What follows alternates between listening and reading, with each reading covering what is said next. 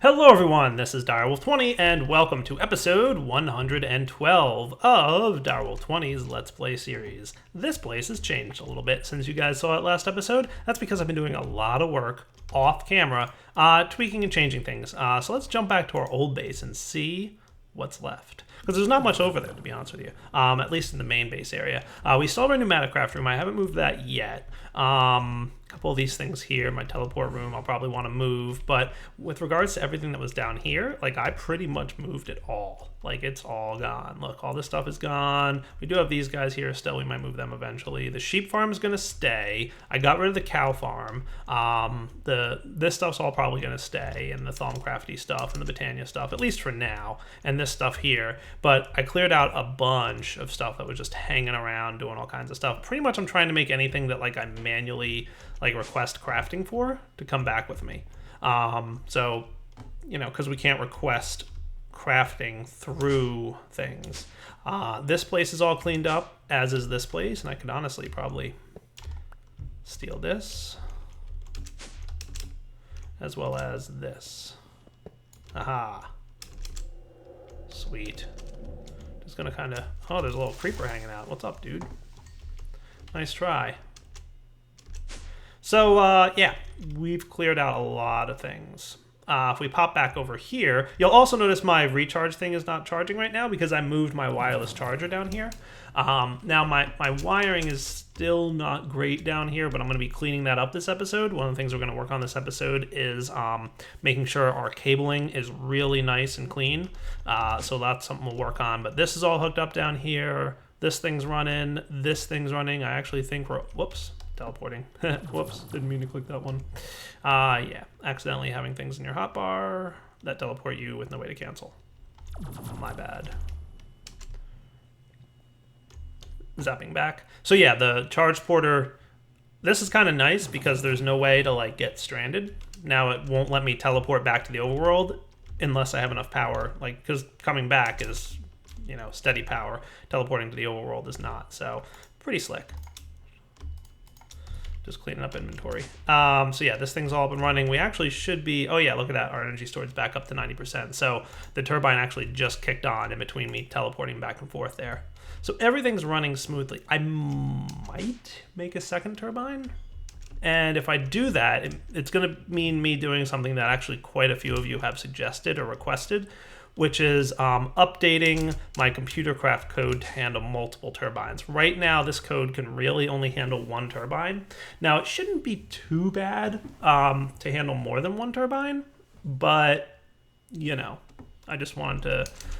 I want to make sure it works great. Like, I don't want it to be, like, so-so. So if I do it, I want to make it, like, be able to handle as many turbines as you can throw at it, but at the same time, like, give you some kind of warning if you have too many turbines on one reactor, right? Because this guy uses 22% of his fuel rod to power one turbine. So technically, this should be able to handle 4, right? So if you tried to put 5 on here, it would probably, hopefully, yell at you and say, like, you have too many turbines on this reactor. Like, either increase the steam output of the reactor or throw another one on. But then it would have to handle multiple reactors, so I don't know. I think it'll probably just be like one reactor, multiple turbine kind of system.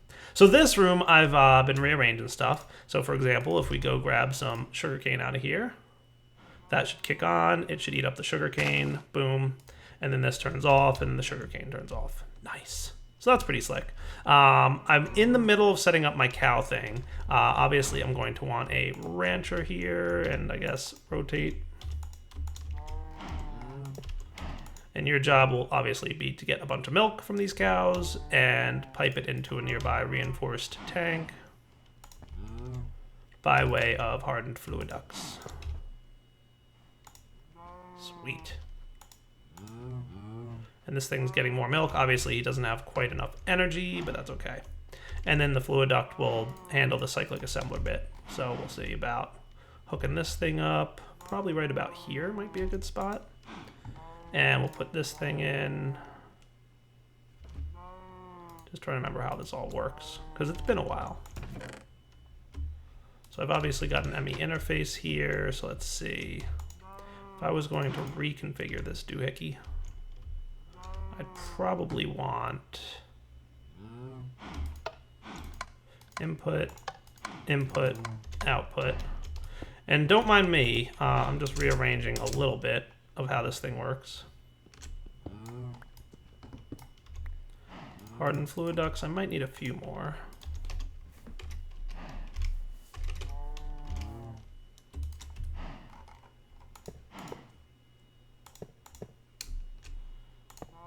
There we go. Milk goes in, nice. And there is a reason I'm doing this, and you'll see it in a moment. Do I have any covers handy? I don't know that I have the Forge micropart cover, but I want the other one. So that's right, I'll fix that in a minute. So that's getting that. Then we'll put the interface here with the... Oh, you're configured for a water bottle? Then you're the wrong interface. You can see I moved multiple things. Put an interface here. This one gets cake pattern. We'll do impulse item duct. And I can do this behind. That should work pretty well. Just trying to figure out where I'll get power into this thing, but yeah, we'll figure it out. I might rearrange this in a minute, but for now.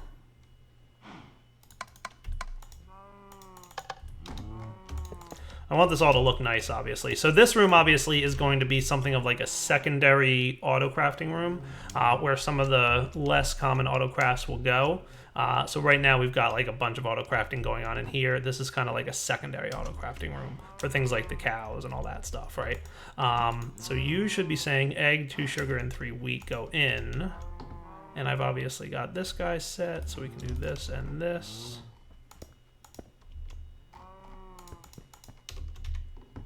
Sweet. So in fact, if I wanted a cake, could I craft it? Look at you. Nice. Beautiful. Perfect. Exactly what I want. Only thing we need here is power. So that's what we're going to work on momentarily here. Let me put some of this stuff away. The things I don't particularly need right now. And I'm going to come back in a minute because I want to make a couple things that should make the distribution of power significantly easier throughout our base. See you in a moment. All right, guys, so what I'm making is RF transferring P2P tunnels. You guys who have seen these series before definitely know what this is. So to do it, you just right click on it with any RF transmitting device. For some reason, the flux ducts don't seem to work, but the Ender energy conduits will work. So if you right click, you'll notice it changes the P2P tunnel. And if we check our inventory, it says P2P tunnel RF, which is awesome. So we're going to transfer this guy down. I'm trying to figure out exactly how I want to do this. So I want it to tap into this storage bank, right? So what I'm thinking is we just put it right there. Why not, right? So P2P tunnel RF, right? And then we can just get some cabling, which I just threw in a chest, didn't I? Yes, I did. I knew it was silly of me to put that stuff away. There you are. And we're also gonna, while we're at it, want our memory card, which may be in here. Yes. Nice. So again, I'm trying to make this just as efficient a base as possible, right? And that's kind of our plan. Now this line connects into a P2P tunnel here, so we don't want to connect to this wiring system. So how do I want to do this then? Let's see, if I ran it to here, it would work, because this just taps directly into P2P tunnel. I mean, I guess that would be fine. I don't love it, but it should work. And everybody's gonna yell about dire wire, I know. But that should be cool, right? So we'll have one channel going down here, and this will save this dude. And then I should be able to come in here and distribute power very easily, and the power will basically be transmitted throughout the entire P2P, or the entire AE system now. So anywhere that an AE cable runs, we should be able to tap down a P2P tunnel for RF and connect energy. So for example, if I popped this dude here, loaded up the memory settings, and then snagged some redstone energy conduits. Are you filling up? And you? Look at that. Nice, right? So no energy before, energy now. That is pretty cool. Just for fun. Nah, I think I like it the way it was. I was going to swap these, but then, doesn't really matter that much. Yeah, that should be fine. So this will keep the milk going. This will keep a nice little supply of it. This thing can work crafting all the cakes I need. And that, my friends, is P2P Tunnel for RF. Nice. So if we were, for example, to clean up this system down here, obviously a giant mess, we can tidy this up a little bit now. So we should have some P2P stuff around here that we can tap into and hopefully be okay. I just want to make sure that I don't have too many lines going into this thing. So this is using 7 channels going down here. So we should keep that in mind, right? The number of channels we have. That's like an important metric to care about. But I should be able to then tap off this thing. I can probably get rid of this tesseract here so that we don't need it. So let's go break through the walls. Make a big old mess. Oh, that thing's kind of tapping into my tesseract here. But I can always move this thing too.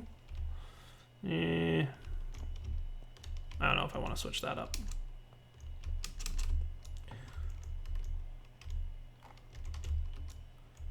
But over here, we don't need this ugly wire running across, right? We could very easily switch this up.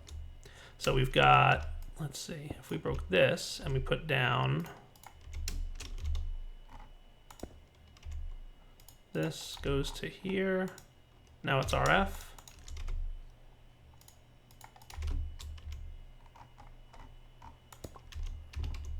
And that guy, cool. So we can get rid of pretty much all of this. And just see how much cleaner your cabling can be because of this. It's awesome.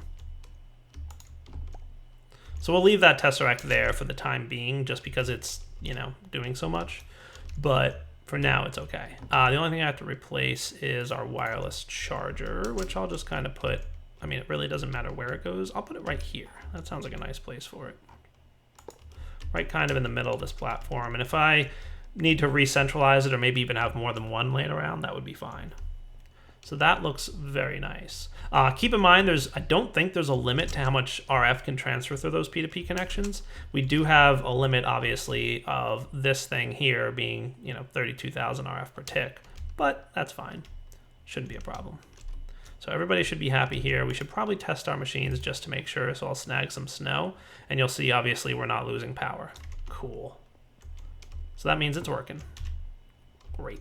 All right, so we've got power flowing in now. It's very easy to run both power and data throughout our entire base at this point. So we should be in a pretty good position.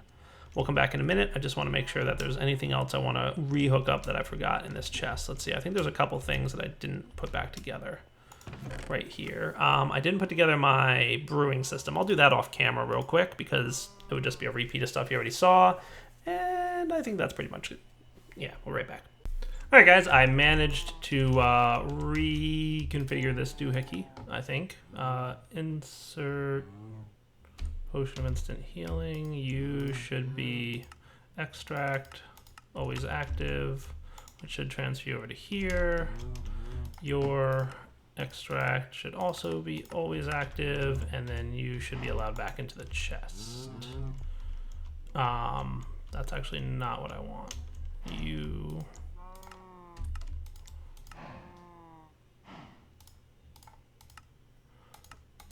should be extract always active, that's right. So I'm guessing the stuff's in the chest at the moment. Correct. All right, so that actually needs to go into the interface instead of the chest. So that was one little bit my bad. So we'll put you back in there, water bottle, translocator here.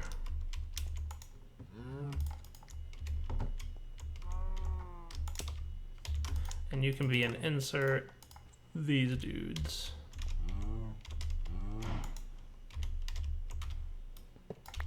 But like a derp. No, I'm cool. Okay. Yep, sorry, just planning and such. It's a little tricky rebuilding systems that you haven't built in a while because you're like, how did I do this again?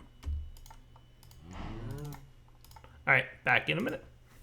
All right, so the best way to test that everything's working correctly is to disassemble my quantum ring, which I might need to do with you instead. All right, quantum ring offline. Boom, everybody's upset. What's happening? All right, that's probably gonna cut power to this thing. Well, I guess we don't have to disassemble the quantum ring. I was trying to just see what's left over here, but I really don't think there's much by way of AE system stuff. Obviously, like I said earlier, we have this room, but nothing here is like requested. It just kind of, it's all self-sufficient, basically. Everything that's left in the overworld is a self-sufficient system that really doesn't need, you know, much tender love and care. Basically, everything just runs and does its thing. We may, at some point, you know, make things a little bit more efficient and upgrade some stuff. The Thaumcraft stuff, I think we're in good shape with for now. We'll leave that as is. It's disconnected from the AE system, though. It's not currently hooked up as far as I know. So I don't know if I'm going to move that over or how I'm going to handle that. Like, maybe I'll just make it its own separate AE system or something along those lines. But I think for now, we are in really good shape. So I'm going to start building some living quarters in my... All right, guys, we're back. So this little room here is kind of going to be my entry to the base. And then I'll have branching off in different areas, just places to go. And those will be my workshop areas. Like I'll have maybe an area for magic and an area for tech and an area for like crafting and just accessing the AE system. Just all the different areas I'll need to go to throughout the base. And I think so far it's working out pretty well for us. But this rain is starting to be a nuisance. So I did go flying around a little bit between last episode and this one. Got a bunch of unknown doohickeys. So let's see if we've lucked out. Now here's my dimension editor. So let's see, what do we got by way of weather effects? Weakness 3, no thunder, hard rain, light thunder, light rain, default. Really? Really not no thunder, no weather, no rain thing? Oh my goodness, it's killing me. This thing is like super rare. I guess hard rain and light rain, those are the only ones I got. All right. I'm gonna go fly around again, I guess. That's the plan. All right, guys, just got back from running around a little bit. I'm gonna pop back to my main base now. Dire base will connect to Void Age now. Dial that up. I'm gonna let those guys just process for a few minutes. There's a bunch of unknowns that I picked up back there, and we'll be back in a minute. Hopefully I can get rid of this stinky rain. All right, looks like we are finishing up the last of the unknown dimlets because it just finished processing. Let's cross our fingers. Any new weather dimlets? Weather, no thunder. Weather, hard rain. Weather, no rain. Oh, finally. All right, nice. So rarity 3 there, obviously. Looks like we got a few more of the other ones, but that's cool. Let's take our realized dimension tab here. That's the Void Age. We're going to pop him in there. We're going to insert the no rain thing. And cross your fingers that this works out. Maintenance cost is currently 186 RF per tick. Now it's 306 RF per tick. I might even want to bring my dimension builder to the dimension with me. We never want to lose power over here. Obviously, we've got the Tesseract coming in and we've got wiring all over the place. But I don't want to ever accidentally unhook this or else things might get hairy. But let's pop back. So it should still be raining. I can hear it outside. Are you like just temporary rain or what's your deal?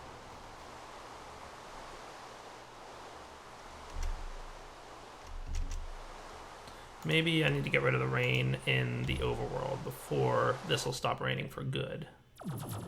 So let's do that. I'm just going to sleep through the night real quick, and hopefully we'll be all right.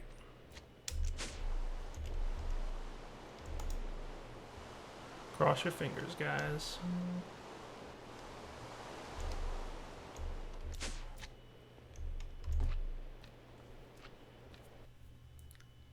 All right. Hopefully it does. All right, just rewiring some things down here. Let's get this guy hooked up. So this matter receiver, which is in my base, is probably, you know, a little low on power, but that's fine. We'll get this guy connected, and you should still have this thing. Missing channel, loaded settings, should power up, and nice. Fully powered. That means we've got that going. So these will be the lines coming out of the brain down there for the ME system, and they'll run off into different directions and wherever we basically need them to go. So that should be cool. I'm thinking, let's see, what's the next room I'm going to build? It might be my workshop area. So which direction do I want that to be in? Maybe over here. And what I could do, this will be basically where all my manual machine processing will go. So one of the things I didn't bring back from my old base is all the manual machines. This is where that will probably live. And it'll be pretty much a machine room specifically designed to be a workshop. So all the manual machines, access to the AE system, pretty much anything that I would need to like manually do or craft would be in this room. All right, guys, so here's the workshop room that I was talking about. Kind of just set up a few things. Let's run some cabling up here, and this is where we'll access all of the AE system stuff. So right now, it's down in the main AE room, which is somewhere around here. I already lost track of where everything is. I'm lost in my own base. There it is. Okay. Clearly, I've been, doing a bunch of stuff off camera. That'll do.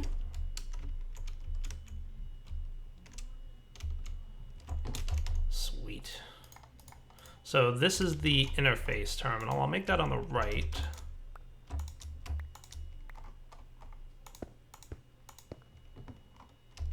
So crafting terminal can be the far left. The interface terminal will be the far right, and the pattern terminal will be the center. But I'm also going to want some covers on there. Yeah, I always mix up which one's covers and which one's facades. 1, 2, 3. Nice. So that looks pretty sharp. I always like to have things sorted this way, so don't mind me. So that's cool, and then our blank pattern's going here. Cool. I'm gonna go get all the machines out of my old base, and we'll be right back to hook those up real quick. Let me just get my chest and my dolly.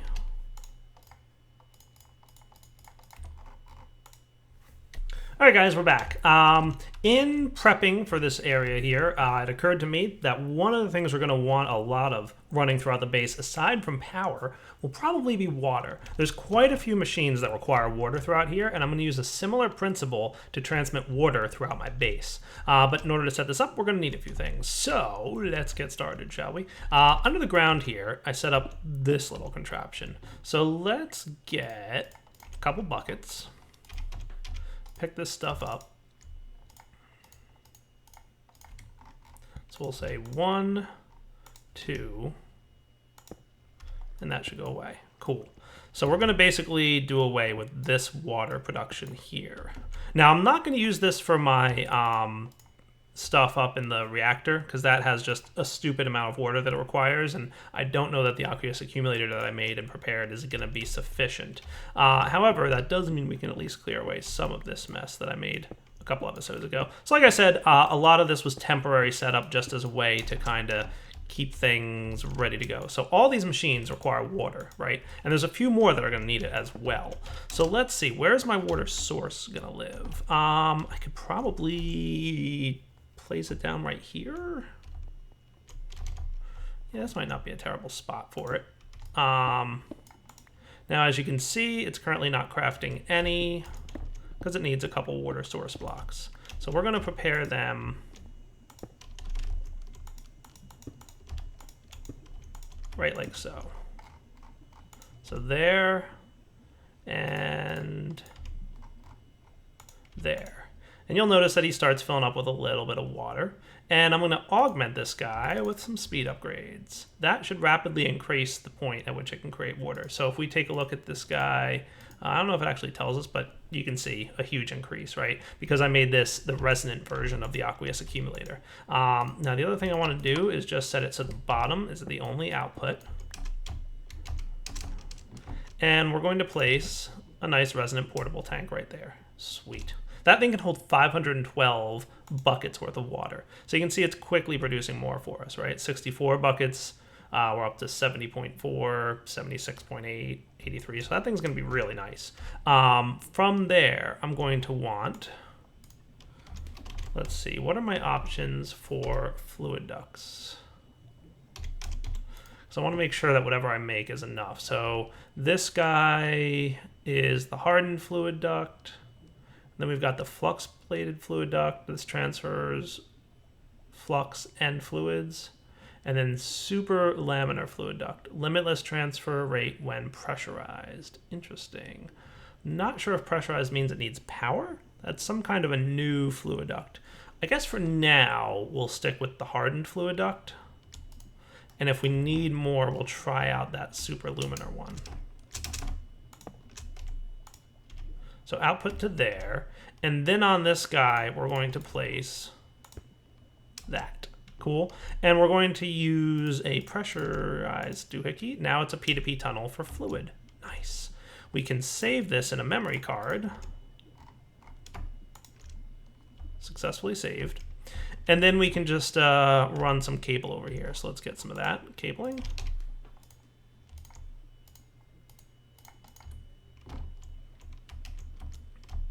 And I guess what I'll do is something like this. This ought to work just fine. And I'll connect it to this one as well. So that's the same one that goes down and gets the power, is now the one that's going to get the water for us. Sweet. So then what I should be able to do, so this P2P tunnel comes off of this P2P tunnel and taps in an RF transfer. I'm going to throw down, we're going to want an anchor here or something.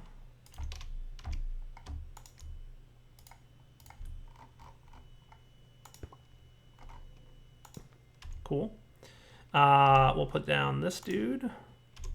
We will color him. I don't know if, yeah, see, that didn't really do what I wanted it to do. You go there. Load you up. So he should be able to transfer water now. And if I throw hardened fluid duct on here, he should be getting some, I would think. Maybe. Saved. Loaded. Claim device just missing channel, but it just might take a moment for it to show up. If you are missing a channel, then I'll understand why in a second. Yeah, so you're only using a handful here.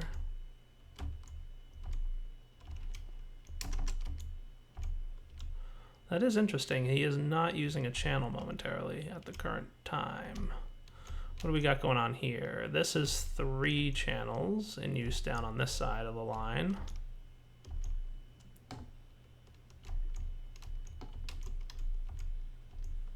Let me futz around with this a little bit. All right, I'm going to try this again. Set this to you. P2P channel fluid. So you are using a channel now, right? Yes, currently online. Nice, look at that, water filling up. Awesome, that's what I wanted to see. So we get you guys plugged right in there. I might need to make a few more hardened fluid ducts. Perfect. Sweet. So now we have water that can go throughout the base. Again, everything through the applied energistics system. Very super efficient. Means very few wires need to really be run anywhere, right? We don't have to run power and water throughout our whole base. We just kind of plug it in wherever we need it. Super cool. So let's go upstairs now and figure out this room. All right, so here we go. We'll just run power lines under here. We will have a P2P tunnel here that feeds the power in. And this will come straight off of this line. Okay, I just have to set what that's going to be. And then up off the back here, one of these machines, I have to find it. I think it might be over here. This is the fluid transposer that we always use to fill up liquids. So I will run some stuff up here and put another P2P tunnel here. So what I'll do is load up the memory here. That'll set it to fluid. And it should come up with a channel in a moment. Nice. And then we put this here, and it should fill up with water to here. Beautiful. And then for the power line, we drop downstairs.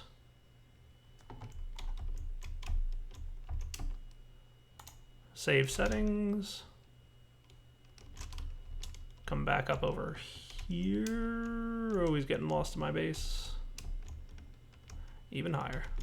So you can see the power inside the redstone energy flux ducts is empty. If I load these settings, boom, filling up with juice. Awesome.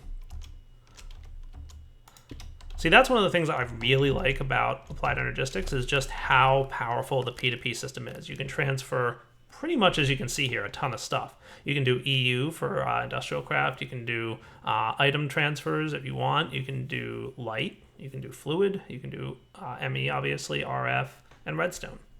So cool. All right, just a little bit more wiring off camera later, and we've got a pretty awesome system.